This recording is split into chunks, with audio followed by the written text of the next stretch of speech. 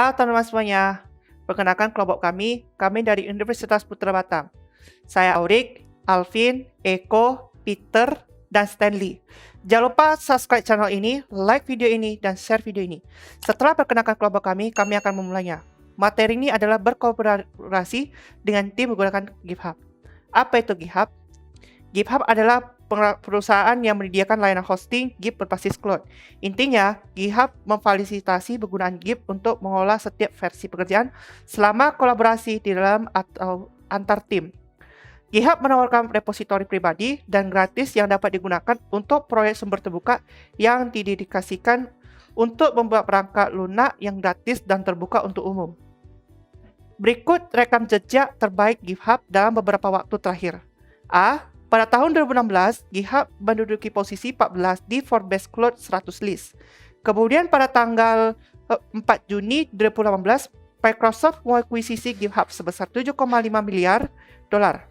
Selanjutnya, pada tanggal 19 Juni 2018, GitHub memperluas GitHub Education dengan menawarkan bundle pendidikan gratis ke semua sekolah.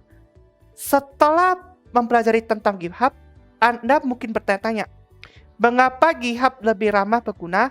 Jawabannya adalah representasi visual dari operasi Git lebih sederhana tanpa harus melakukan perintah tertentu melalui terminal. Selain itu, siapapun dapat mendaftar dan menghosting repositori kode publik secara gratis. Hal ini menyebabkan popularitas GitHub di antara proyek sumber terbuka. Berikutnya, buat akun GitHub. GitHub menawarkan beberapa fitur yang ada pada website. Untuk mengakses halaman GitHub, Anda dapat mengakses link www.github.com. Nah, setelah akses GitHub,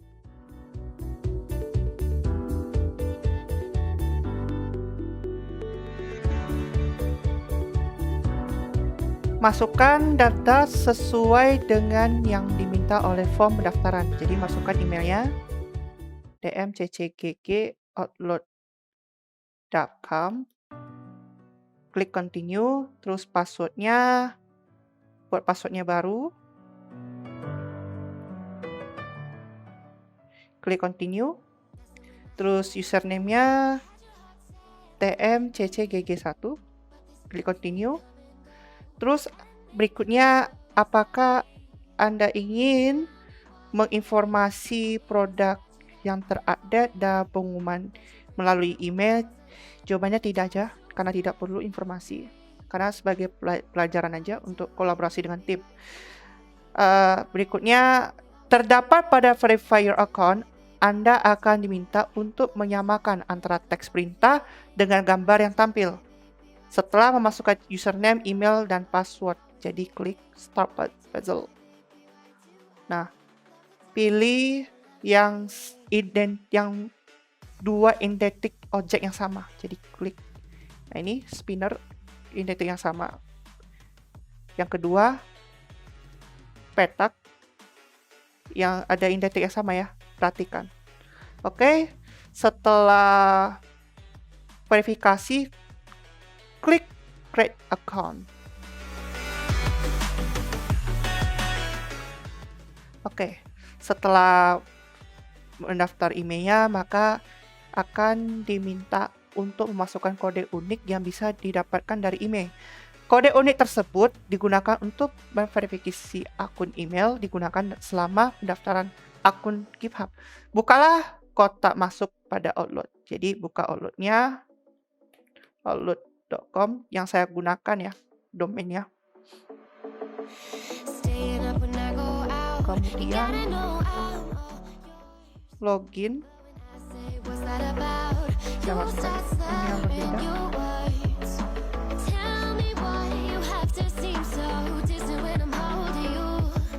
Oke, sesuai email yang saya daftar dari GitHub ya, tmccg@outlook.com. Next, terus masukkan password, sign in. Skip for now aja karena nggak butuh proteksi, karena akan sebagai pelajaran aja. Oke, don't show this again. Jadi otomatis langsung terlogin saat kedua kalinya. No thanks. karena dia butuh produk.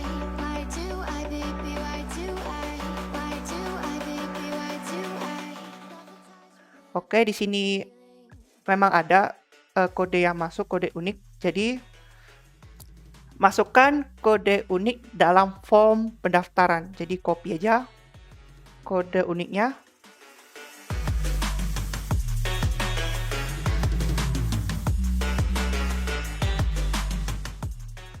Kemudian kembali lagi ke tabnya GitHub, lalu paste. Oke, tinggal loading.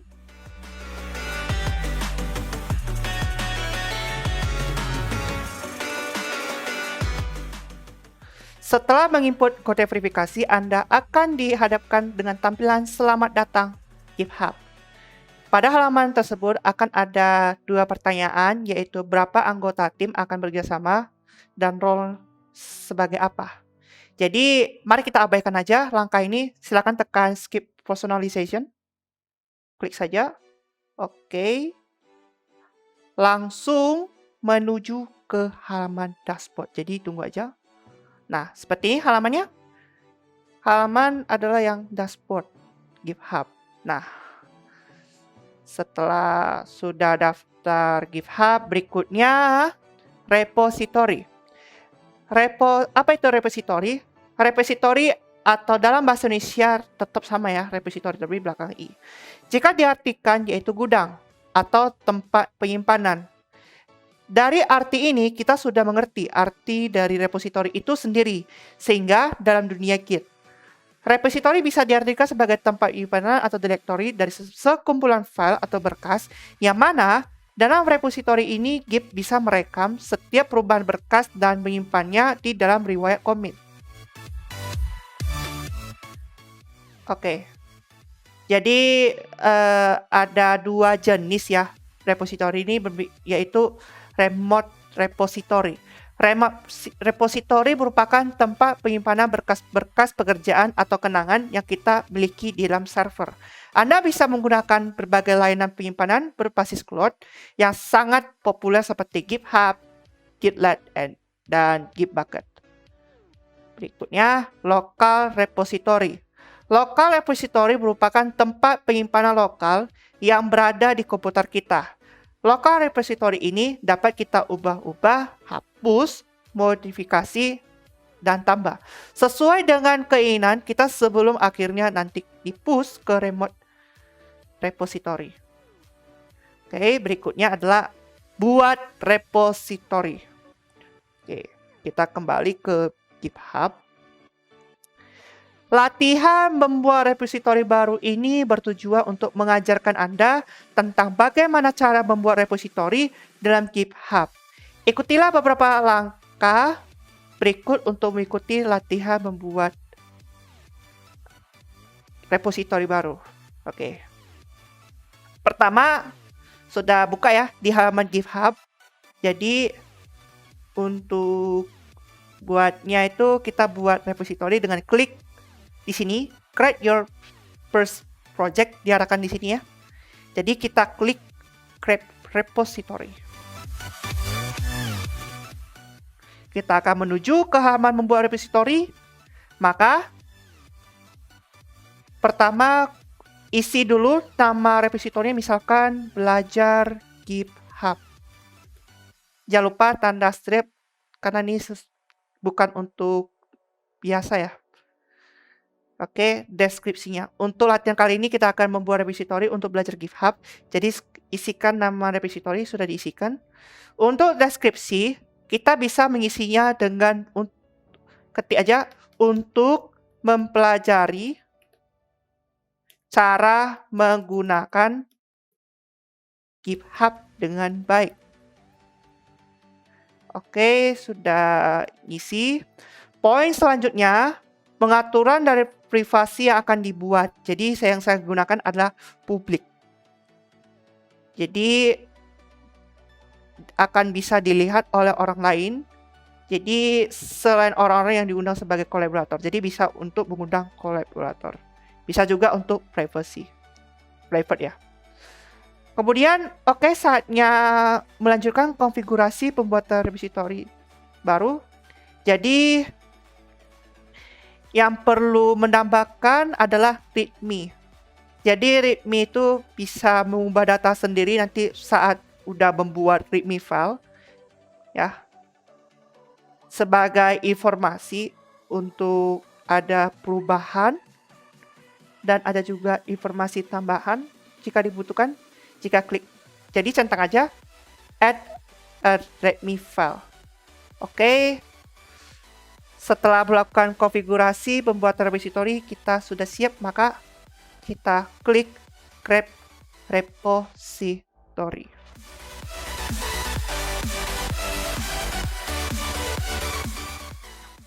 Setelah itu akan diarahkan ke halaman seperti ini. Sudah sampai di halaman repository.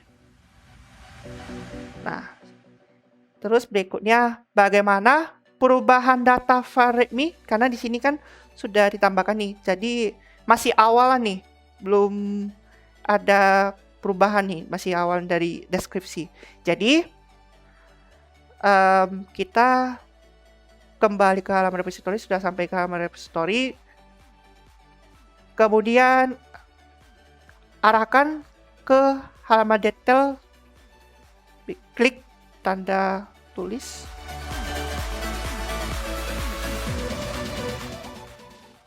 Untuk melakukan edit file atau melakukan perubahan terhadap berkasnya, tekan tombol edit. Sudah sampai ke tombol edit. Setelah menekan tombol edit, kita arahkan ke halaman edit file yang mana tampil lebih sama sewaktu membuat file baru. Jadi nanti akan dia jelaskan berikutnya ya untuk menambahkan file baru.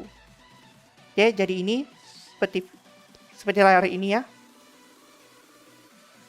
Habis itu melakukan perubahan data anggota kami. Jadi isikan anggota kami terdiri dari 5, yaitu tanda centang untuk poin baru ya. Aurik buat nama npm-nya.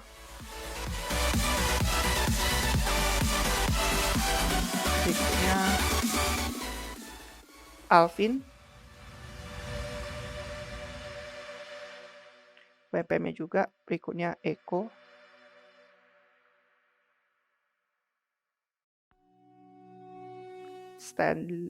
Peter. Berikutnya npm juga. Berikutnya Stanley.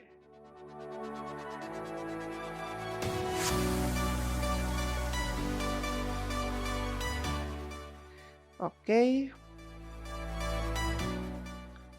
Setelah mengisi data untuk readme, jadi kita akan fokus cara melakukan commit change. Jadi yang perlu mengisi adalah contohnya menambahkan, ini pesan commit ya, untuk sebagai pesan, menambahkan commit, menambahkan anggota kami, menambahkan anggota, terus deskripsinya. Ini bersifat optional aja, jadi kalau Anda isi, silakan isi aja, kalau enggak perlu. Jadi anggap aja untuk belajar perubahan data. Oke. Setelah udah isi pesan commit dan deskripsi, kenapa harus ada perlu isi pesan dan perlu deskripsi? Maka sangat penting untuk pesannya itu seperti yang saya jelaskan sebelumnya itu readme ya. Jadi untuk commit change yang message commit and description commit itu untuk sebagai pesan untuk ada informasi tambahan dan perubahan data. Jadi misalkan ada change logs, ada menambahkan fitur baru. Ada juga menghapuskan fitur baru karena ada isu-isu bugs.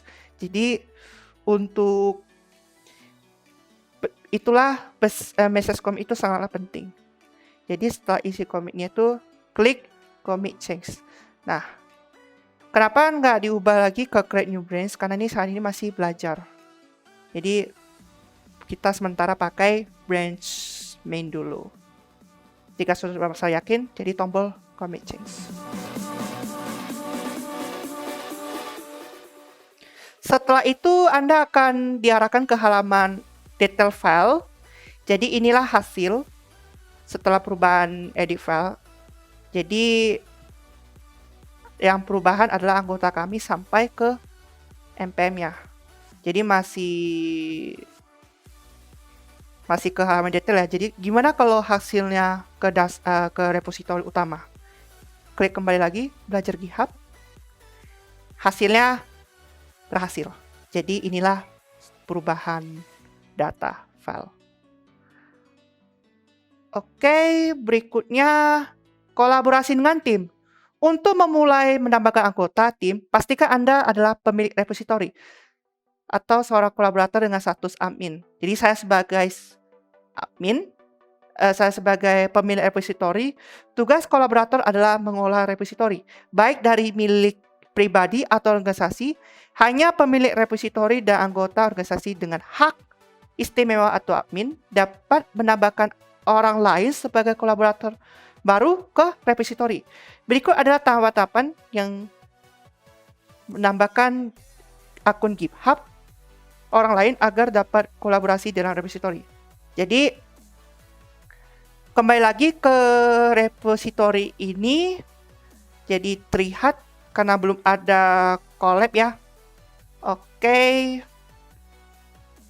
klik menu tab settings. Oke, karena kita bertujuan untuk menambah akun GitHub orang lain, pilih menu akses ke collaborators. Setelah Anda milih menu manage access di sini ke collaborators, jadi di sini you haven't invited any collaborators yet. Jadi belum ada nih teman-teman yang belum masukkan di collab nih. Proses ini bertujuan untuk meyakinkan GitHub bahwa Anda adalah pemilik akun. Ini saya sebagai sendiri ya. Oke. Berikutnya, katakanlah Anda memasukkan bernama. Jadi klik Add People. Masukkan aja teman saya ya, Alvin, Apin35.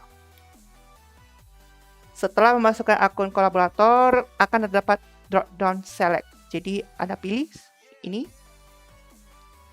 Setelah memilih salah satu, add Apin35 this to repository. Oke, klik add. Oke. Nah, di sini kan statusnya pending invite. Nanti akan dilanjutkan video berikutnya.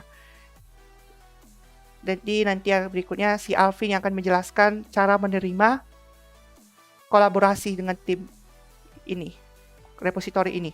Nah, masukkan lagi nih dari sisanya 4 orang lagi, 3 orang lagi. Masukkan aja add people, Eko Giri Pratama @gmail.com. Oke, karena ini hanya menerima email aja, bisa juga untuk kolaborasi melalui email. Jadi tinggal konfirmasi aja untuk akses repository ini. Klik. Oke, add this repository. Masukkan lagi. Peter Prasetyo.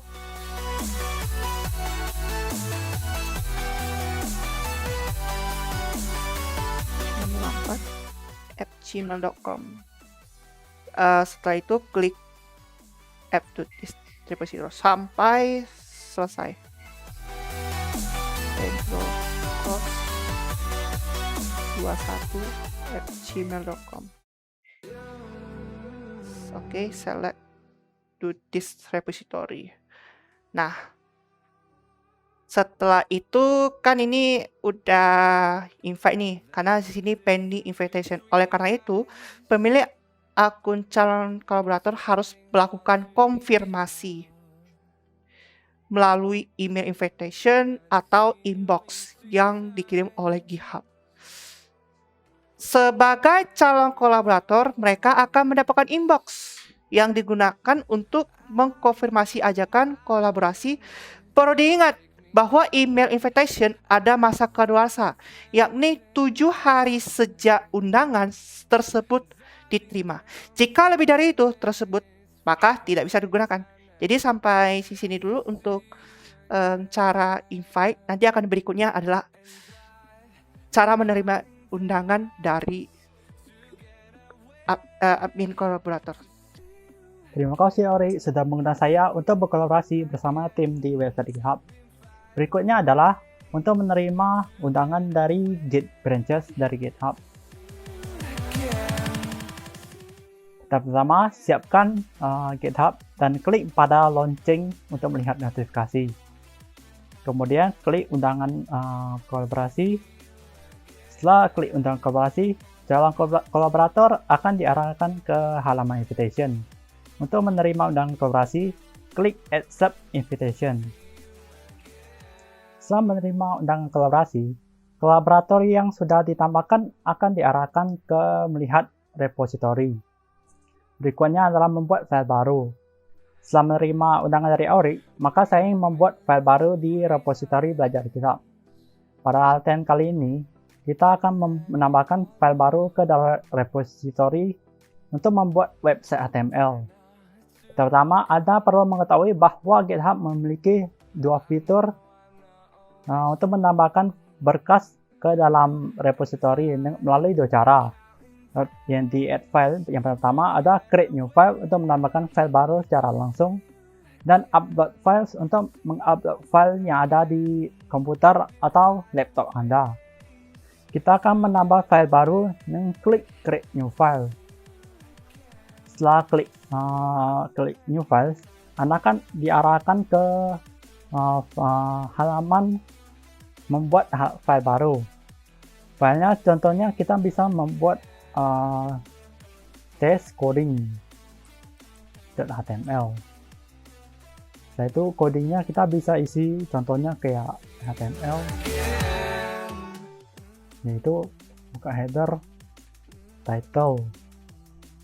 Itu contohnya kita isi belajar GitHub. Nah itu tutup title-nya, tutup header-nya, jangan lupa slash. Setelah itu kita akan membuka main dan header pertama yaitu belajar GitHub. Tidak, kita coba contohnya kayak HTM Cloud Computing. Yaitu tutup header pertamanya.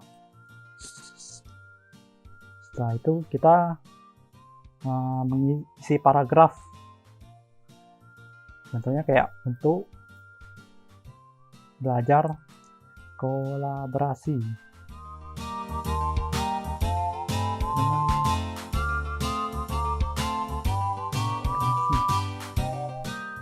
dengan tim di website GitHub. Tutup paragrafnya, tutup mainnya, yaitu tutup HTML-nya. Oke, setelah selesai mengisi codingnya, kita akan mengisi pesan commit dan deskripsi commit. Pengisian pesan commit sangat penting agar kita bisa mempermudah untuk membaca dan memahami apa saja perubahan yang ada di dalam repository. Jadi untuk pesan commit kita contohnya bisa isi membuat website HTML. Membuat website HTML. Deskripsinya kita bisa coba isi dengan uji coba website HTML. Yaitu klik commit new files. Nanti filenya akan tersimpan di repository. Setelah untuk menguji filenya, kita bisa mendownloadnya dengan klik code. Setelah itu download zip.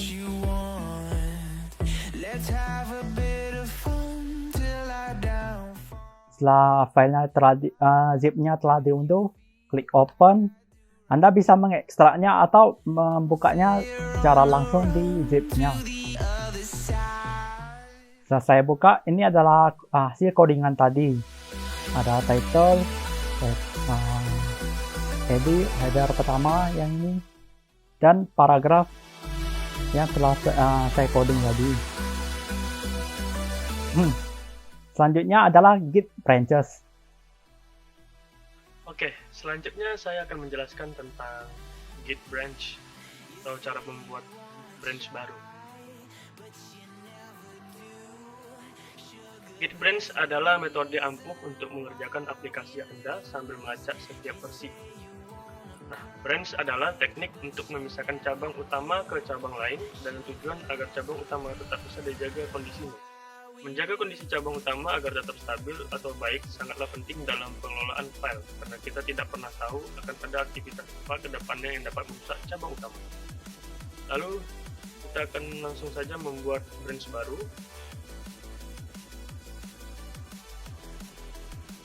Oke. Pertama, perlu dilakukan adalah masuk ke halaman repository, kemudian perhatikan pada video berikut. Tekanlah bagian tersebut, maka akan tampil berbagai branch yang ada dalam repository saat ini. Cobalah untuk menuliskan teks pada kolom find or create a branch. Kita tulis saja development.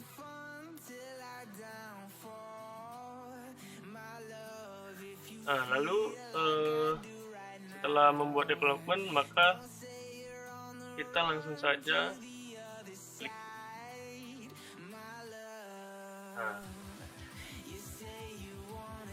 Pada development ini, from main ini membuat branch baru. Ketika Anda membuat branch baru, secara otomatis GitHub akan membuat cabang baru dengan nama development berdasarkan main. Artinya branch yang saat ini Anda buat memiliki nama development. Development sendiri memiliki history yang sama dari main karena secara tidak langsung menyalin history commit dalam branch main ke branch development. Mengapa ketika saya membuat cabang baru datanya sangatlah identik dengan cabang utama? Ini terjadi karena masih menjadi bagian dari cabang utama saat dibuat cabang baru. Inilah mengapa cabang pengembangan memiliki pointer atau commit yang sama dengan cabang utama. Namun ketika kita membuat file yang data baru, secara otomatis akan mengikuti cabang baru yang telah kita buat. Setelah membuat branch baru berdasarkan main atau dari main dengan cara menekan tulisan create branch development, secara otomatis Anda akan berada di branch baru yang telah ditulis sebelumnya, yakni development. Nah, jika Anda membuat atau menambahkan file baru, itu seperti ini caranya. Kita add file, create new file. Sini kita buat, kita contohkan saja uji coba. Lalu kita tuliskan saja di sini, uji coba baru.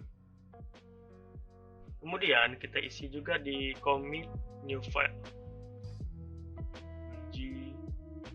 Coba branch berbeda. Nah, di sini ada kolom deskripsi. Jika kalian ingin mengisinya juga tidak apa-apa, tapi jika kalian tidak ingin mengisinya juga tidak dipermasalahkan. Langsung saja kita commit new file. Oke. Nah, di sini ada keterangan this branch is one commit ahead of main. Ini berarti dibandingkan branch main sebagai master branch dari main tadi. Oke. Kemudian next itu ada pull request. Oke. Selanjutnya saya akan menjelaskan bagaimana tentang penjelasan untuk pull request. Jadi, Sebuah pull request dalam GitHub itu merupakan kegiatan yang memungkinkan kita untuk memberitahu kalau kita akan membuat suatu perubahan kepada cabang repository GitHub pada project yang ada. Jadi setelah pull request dibuat, kita dapat mendiskusikan dan meninjau potensi perubahan dengan kolaborator. Jadi misalnya kita ingin membuat pull request, kita akan melakukan dari sini menu tersebut. Dan kita akan melakukan new pull request. Dan kemudian kita akan membuat perubahan berdasarkan request yang telah kita buat dan nanti akan dilihat oleh pemilik atau developer yang memiliki project tersebut. Oke. Selanjutnya itu ada merge. Merge itu adalah metode GitHub untuk menggabungkan sejarah beberapa cabang. Terus percabangan ini dimungkinkan dengan cabang Git dan tidak diragukan lagi akan ada contoh ketika kami ingin perubahan ke cabang baru ditetapkan kepada cabang yang utama. Teknisnya itu seperti kita akan menjelaskan bagaimana cabang yang baru akan digabungkan dengan cabang yang lama. Sehingga isi dari kedua cabang tersebut akan tercipta lagi kepada hal cabang yang baru kepada cabang utama. Oke? Mungkin penjelasan ini sedikit membingungkan, nanti saya akan menjelaskan bagaimana caranya merge sehingga dapat dicerna lebih baik. Oke, selanjutnya bagaimana melakukan merge. Sebab mungkin penjelasan sini agak membingungkan, jadi saya akan menjelaskan bagaimana cara melakukan merge. Yang pertama, kita akan melakukan pull request. Karena jika kita tidak melakukan pull request, maka tidak bisa dilakukan namanya merge. Setelah itu, kita akan membuka dua cabang. Yang pertama ini adalah main, terus compare to development. Inilah cabang keduanya. Nah, selanjutnya kita akan membuat comparison antara kedua main dan development. Mari kita buat pull request-nya. Ini development dan ini main. Setelah kita create, maka akan muncul perubahan yang ingin kita buat. Misalnya, kita ingin menggabungkan cabang baru dengan cabang yang lama. Atau kita bisa juga sebut dengan branch yang baru dengan branch yang sebelumnya ada. Nah, ini branch yang ini development, kemudian di-compare ke branch main. Tapi kita harus juga memperhatikan titik panah ini, karena ini akan mempengaruhi atau enggak perbandingan antara main dengan development atau dengan main. Karena yang akan diubah itu adalah development, sehingga hal baru yang tercipta daripada cabang terbaru akan mempengaruhi development yang ada. Namun, cabang baru dengan cabang yang lama, kita harus memperhatikan lambang ini. Sebab, kita akan mempengaruhi cabang yang ada pada main dan perubahan yang akan terjadi pada development. Namun sebaliknya, jika kita ingin membuat pada main, namun perubahan yang baru itu berdasarkan dari development, maka akan perubahan terjadi itu adalah pada main. Jadi kita harus mengganti base dan compare-nya. Jadi kita harus memperhatikan dua ini untuk membuat suatu perubahan. Karena saya ingin membuat hal baru pada development, jadi saya akan membuatnya seperti ini. Kemudian setelah terjadi able to merge, maka kita dapat melakukan create pull request. Nah, setelah kita create pull request, tunggu sebentar. Nah, sudah terbuat dan muncul merge pull request -1 from TMCC GG1 for development. Dan di sini kita bisa melihat beberapa orang ingin yang melakukan perubahan terhadap branch-nya. Nah, jika kita bisa lihat di sini, saya melakukan merge pull request untuk development, cabang development dari branch base. Nah, setelah kasus ini, tidak akan ada kesalahan waktu dalam proses merge. Dibuktikan dalam munculnya this branch has no conflicts with the the base branch. Artinya, branch development dan branch main tidak akan menimbulkan masalah atau konflik yang biasanya terjadi karena bekas yang sama namun isinya yang berbeda. Oke. Selanjutnya kita hanya perlu menekan tombol hijau pada bagian merge pull request. Oke. Kemudian ada akan tombol confirm, merge, and cancel. Oke. Nampak kan dua ini? Setelah muncul kedua ini, kita akan melakukan pull request untuk menggabungkan branch development ke dalam main atau juga sebaliknya, sehingga tampilan saat ini akan menjadi seperti berikut ini.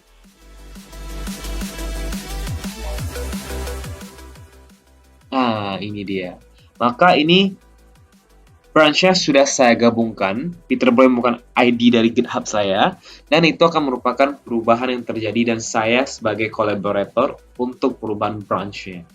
Selanjutnya teman saya akan melanjutkan fork. Baik, sekarang saya akan menjelaskan tentang fork. Fork adalah proses menyalin proyek repositori orang lain ke repositori pribadi kita. Fork bertindak sebagai jembatan antara repositori asli dengan repositori salinan. Kita dapat menawarkan untuk menggabungkan perubahan yang telah kita lakukan pada repositori salinan ke repositori asal untuk membantu proyek orang lain lebih baik dengan melakukan pull request. Dan berikut ini saya akan mendemokan cara untuk melakukan fork. Berikut ini adalah tampilan GitHub dan sudah masuk ke dalam repositori kelompok kami. Untuk menambah pengetahuan tentang berkolaborasi pada public repository, silakan ikuti beberapa langkah yang akan saya jelaskan berikut. Yang pertama, ketika ingin berkolaborasi pada public repository, hal yang perlu kita lakukan adalah menjalankan GitHub atau menyalin repository tersebut. Menyalin sebuah repository ini sangatlah mudah. Untuk yang pertama, kita tentukan dulu repository yang kita akan salin. Jika sudah menentukannya, di sini saya menentukan repository pada kelompok kami. Caranya simpel, tinggal klik pada bagian fork di atas sebelah kanan sini. Terus kita akan ke tampilan dalam create a new fork. Nah, setelah itu kita klik fork untuk menyalin ke repository ini. Habis itu kita tekan klik create fork yang ada tombol hijau di bawah ini. Dan fork tersebut sudah tersalin ke penyimpanan kita di GitHub kita. Untuk itu, setelah berhasil melakukan fork, kita dapat melakukan perubahan pada repository tersebut secara leluasa. Untuk jumlah watch, start, dan fork itu dapat di request otomatis reset, cuman untuk watch saja tidak bisa di reset. Begitu saja dalam menyalin repository public. Untuk seseorang yang mau mencobanya bisa dilakukan sendiri dalam mencari public repository yang ingin dipelajari.